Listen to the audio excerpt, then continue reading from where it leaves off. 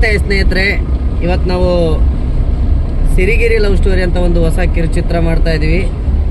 ನಮ್ಮ ಶ್ರುತಿ ಮೇಡಮ್ ಅವರು ಅಥಣಿಯಿಂದ ಬಂದಿದ್ದಾರೆ. ತುಂಬ ಒಳ್ಳೆ ಆರ್ಟಿಸ್ಟು ಇವರು. ಸುಮಾರು ಶಾರ್ಟ್ ಮೂವಿಗಳು ಮಾಡಿದ್ದಾರೆ, ಜಾನಪದನೂ ಮಾಡಿದ್ದಾರೆ.